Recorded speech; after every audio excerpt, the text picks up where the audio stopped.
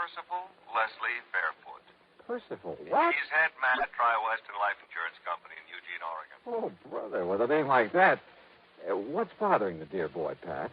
Exactly $50,000. Yeah, how'd he lose it? He didn't. He wants to give it to the beneficiary of a life insurance policy. What's the name of this beneficiary?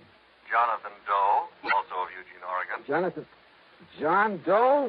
That's Now, right. wait a minute. That's You right. sure this isn't a gag of some kind? Hardly. I have a photostat of the policy right here in front of me. Okay, Pat, I'll take your word for it. I also take it that Percy wants to hand over the money but can't find this John Doe. Right. But maybe you can. Expense account at my usual commission based on face value of the policy? Well, Johnny, we usually make that percentage deal on whatever you may be able to save the company. But in this case... you'll stretch a point and give it to me. I didn't say Okay, that. Pat, it's a deal. I'll be in touch. Johnny!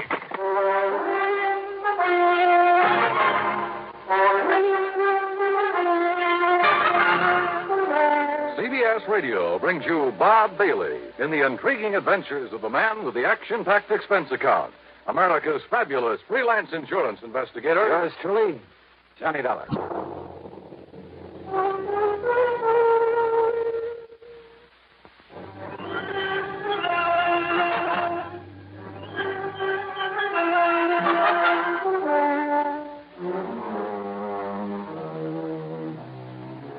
Expense account submitted by Special Investigator Johnny Dollar. To the Tri-Western Life Insurance Company, Eugene, Oregon. Attention, Mr. Percival Leslie Fairfoot. Wow. Following is the account of expenses incurred during my investigation of the really gone matter. Percy Fairfoot. And a missing beneficiary by the name of John Doe. Oh, well, it's a living. So in spite of the late hour, item 1 is $162.85 plane fare, Hartford to New York to Portland, Oregon. For some reason or other, I couldn't get to sleep during the cross-country flight. Of course, it may have had something to do with the good-looking redhead in the seat next to me. In any event, by the time we pulled into Portland a few minutes after 4 a.m., I was bushed. Then I had to wait some 4 hours for the local flight to Eugene. It was after 11 a.m. when I finally walked into the office of Tri-Western on Jefferson Street. I was tired, hungry, and in no mood to bandy words with anybody by the name of Percy. The office straight ahead, Mr. Dollar. Thanks. He's expecting you. Very anxious to see you. Oh, yeah, I'm sure. Well, come in, Dollar. Close the door and come in and sit down. You're Percival Leslie? Yeah, that's right. Call me Les. And come in, come in. Yeah, sure. Well, you look like you've been run through a ringer, Johnny. How about a little drink? Think that might help? No, thanks. Or is it because you've been nipping at the jug all the way out here? Oh, hardly. Of course, there was that redhead in the seat next to mine. Oh, yeah, those redheads, they'll do it to you every time. Good looking. Well, I told you I didn't get any sleep. Oh, baby, you're a man after my own heart. But now, listen. Did Pat McCracken tell you why I wanted to see you? Something about a missing beneficiary. Now, here's a story in a couple of nutshells or two. We got a lot of farms around here. Big ones, little ones, all kinds. A few years ago, Harvey Wakeman and his family came out here. That's Mrs. Wakeman and his 20-year-old son, Ben. It's Wakeman's policy that's involved? Just let me give it to you my own way. It'll save time. Huh? Yeah, shoot. Well, Wakeman used to be a professor at some agriculture college somewhere back east. When his doctor told him if he didn't stop teaching and retire, he'd die before his time, why, he came out here and bought this farm up this side of Coburg and went to work on it. He called that retiring? Oh, he did wonders with it. And when he died a few weeks ago... Wait a minute, Les. Yeah? A wife and son? That's right. But he left the insurance to somebody by the name of... That's right, to a man named Jonathan Doe. Just who is this John Doe? Ask me, Johnny. He isn't. Well, what do you mean by that? You ask me, Jonathan Doe is dead. Now, he must have known old man Wakeman was leaving him this money, so why isn't he around to collect it? Yeah, I see. Tell me one thing, Les. What's that? How did Wakeman die? Sound asleep in his own bed in his own house. Nothing to be suspicious about, if that's what you meant. Okay. Now, let's get back to Jonathan Doe. Wakeman's best friend, Johnny. Had a farm just north of Wakeman's on a little side road. The way I understand it, Wakeman spent almost as much time this past year over at Jonathan's helping him out as he did on his own farm. His best friend? Yeah, that's why he left him the insurance money. After all, he left his widow and his boy his own farm worth 3 or 4 times that much. I see. But now my problem is I can't find Jonathan Doe. Well, he just disappeared? Just disappeared. When? About the same time Harvey Wakeman died, near as we can figure it. That was 3 months ago. What do the police think? Well, they decided the only thing we can do is wait. Maybe he'll show up again. But you ask me, Johnny. Yeah? That means wait for 7 years until he's legally presumed not to be alive, and then give the money to the secondary beneficiary. Legally presumed not to be alive. That's a funny way to put it. Well, that's the way Harvey Wakeman had me write it in his policy. But you know what it means, Johnny. Sure, the statute of limitations. When someone fails to show up for 7 years, the law presumes him to be deceased. But this company doesn't like that sort of stuff hanging over its head. So, Johnny, it's up to you. Either find this Jonathan Doe or, more likely, prove him dead. So how are you going to start? You know something? Yeah. Well, you've given me so much to go on. Right. That, Les, I haven't the least idea.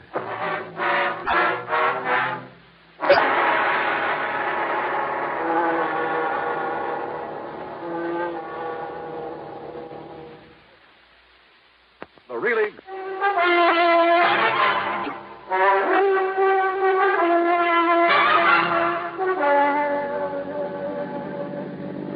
Expense account item 2, $50 deposit on a rental car after a big lunch at Les Fairfield's expense.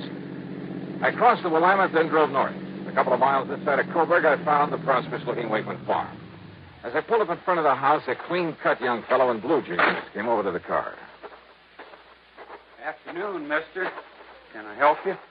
I'm Ben Wakeman. Yeah, hiya, Ben. My name's Johnny Dollar. Dollar? Insurance investigator. Oh, then you must be here because of Jonathan Doe. Yeah, that's right. Sure saved you people a lot of time and trouble if Mr. Doe showed up, wouldn't it? Any idea what might have happened to him, Ben? Me? Why, no, sir. Well, I have, Mr. Dollar.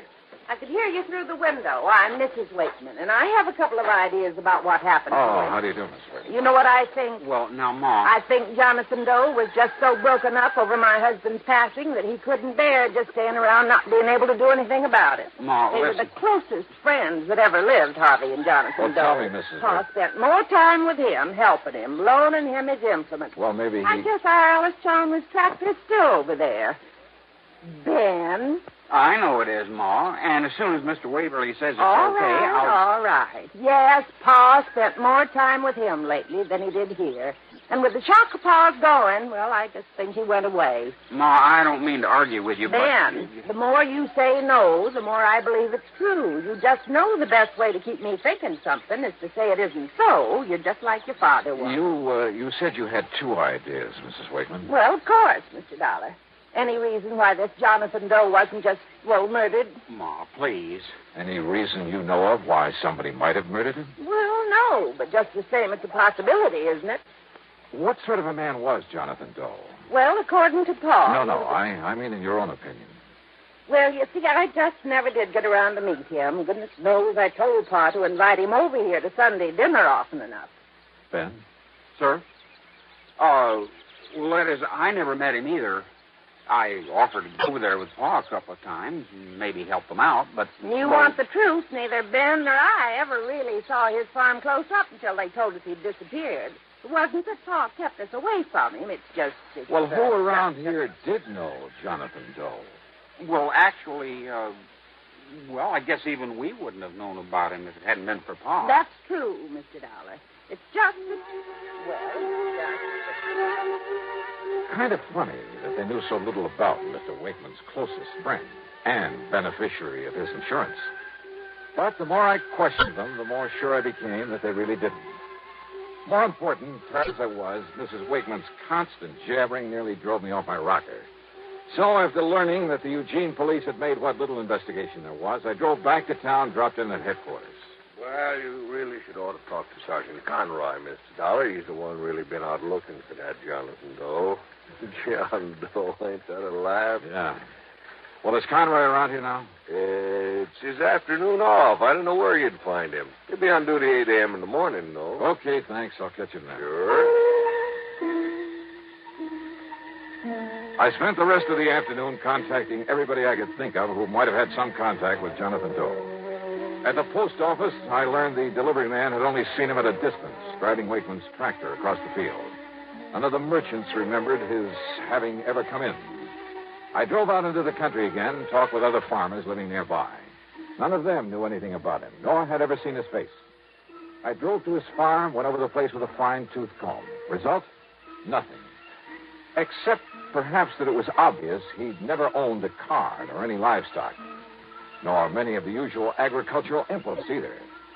As a matter of fact, the Ellis Chalmers Mrs. Wakeman mentioned was the only motorized piece of... Wait a minute. No car. I went back to Eugene again, checked with ticket offices, bus, plane, and railroad. Nothing. I began to wonder if this John Doe ever existed. But then at City Hall, in the Hall of Records, I had that idea knocked right out of my head. Well, here are the records, Mr. Dollar. All in order. Now, look, tell me this. Did you ever see and talk to this man? Well, no. Well, who in this office might have talked to him? Well, I would have. But, you see... Hey, now, wait a minute. Where's the signature on these? Well, you see, they were all signed by Mr. Waverly. Waverly? Well, that's lawyer John Waverly had his power of attorney. Where'll I find him? Well, I understand he went up to Portland this afternoon. Oh, son of a gun. Somebody around this town must have known this Jonathan Doe, must have seen him somewhere, sometime. Well, of course, Mr. Dollar. All right, who? Well, now, that's something I just don't know.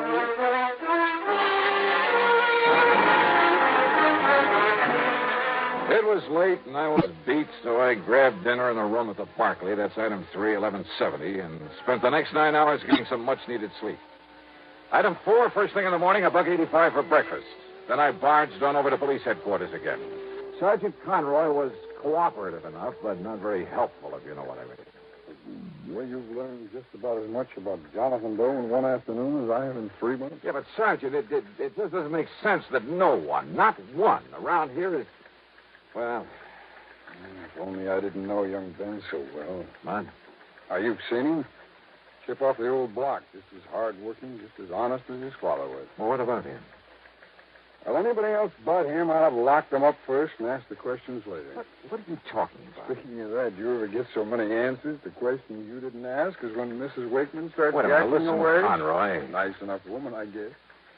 I always did feel sorry for Mr. Wakeman having that mouth of hers around all the time. Wait a minute, will you? What do you mean about young Ben? The insurance, What? Secondary beneficiary, you know. It's Ben who gets that money if Jonathan Doe never shows up? That's right. Well, at least that's... You're sure of that? Well, that's what I understood from Les Fairfoot. He's the... Yeah, I know who he is. But why he didn't tell me that? Conroy, I'll see you later. Now, look, Dollar, I told you about that boy. That boy is somebody I want to find out more about for myself.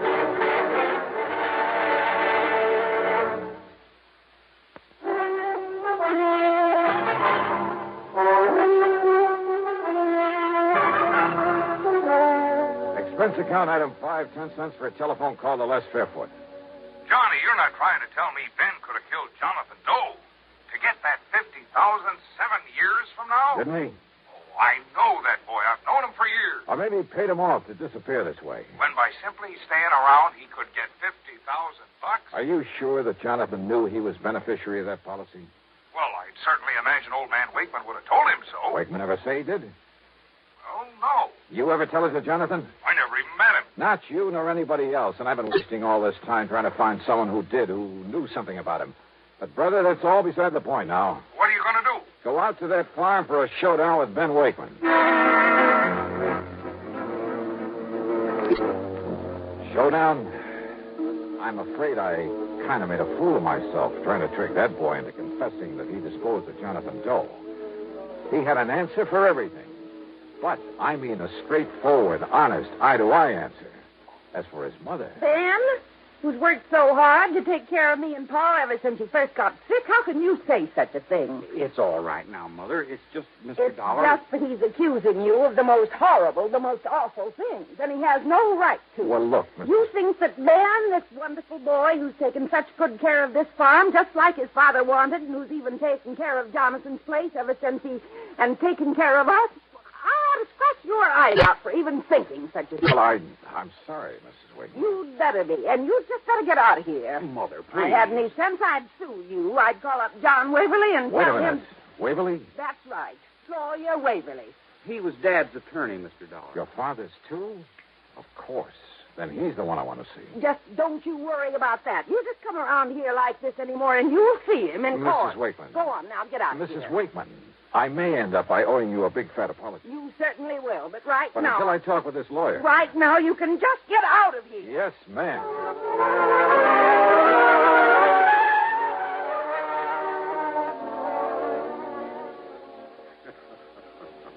Well, I can't say that you were very wise, Mr. Dollar, trying to, shall we say, cross swords with Mrs. Wakeman. You see, she was one of the reasons Harvey Wakeman spent so much time on the farm of Jonathan Doe. Just to get some peace and quiet. Yeah? Now, Mr. Waverly, let's stop beating around the bush. Are you going to tell me something about this John Doe? No. No. You're the one person I found. You had his power of attorney. You're the one person who must have seen him, must have known him. No, Mr. Dollar. No, what? What are you talking about? Did you see Wakeman's insurance policy? I know about it, naturally. First beneficiary, Jonathan Doe. Right. The money to go to the second beneficiary. That's Ben Wakeman. Yes.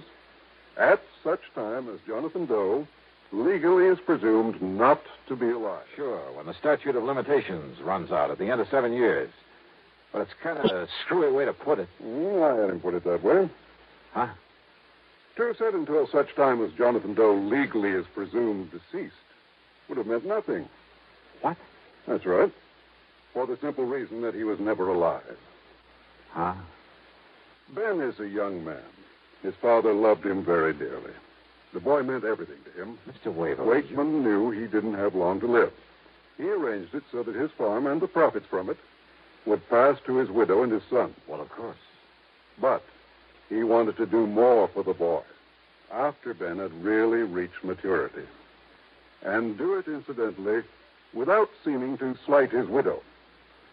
So, by inventing this Jonathan Doe, putting the other farm in Jonathan's name, all of it completely legal, by the way. I attended to that myself. It means the $50,000 can't possibly go to Ben while he's still a kid. Exactly.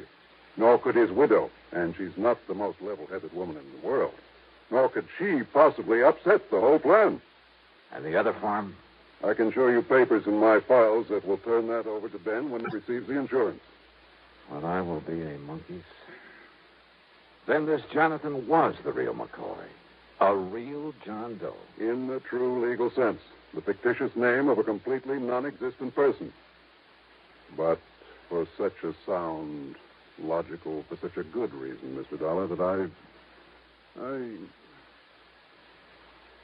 Tell me. Yeah? Don't you agree it's best if neither Ben nor his mother find out about this until, say... until about 7 years from now?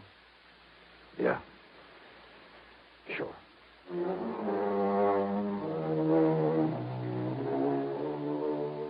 So, Les, you can just hold this $50,000 payment outside and outstanding for a while. And don't forget to keep up the interest on it. Also, I think you have sense enough to keep your mouth shut about it.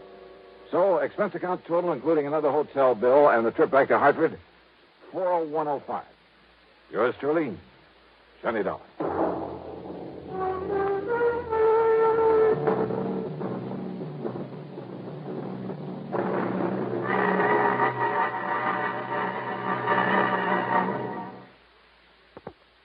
Now, here is our star to tell you about next week's story. Next week, a very clever device to cover a murder.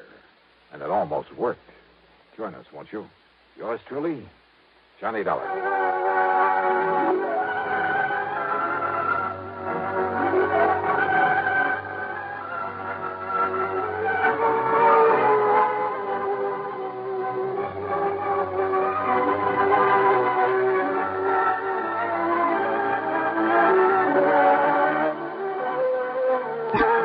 Yours truly, Johnny Dollar, starring Bob Bailey, originates in Hollywood and is written, produced, and directed by Jack Johnstone.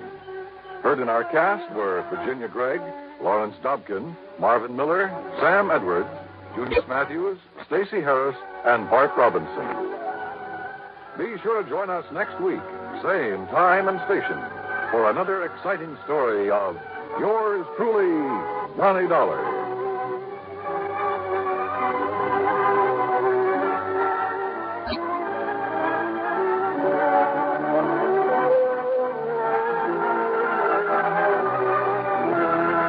This is Dan Coverly speaking.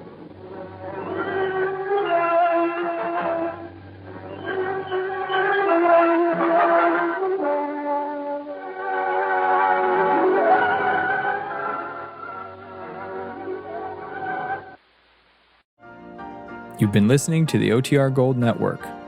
Find more classic radio at otrgold.com.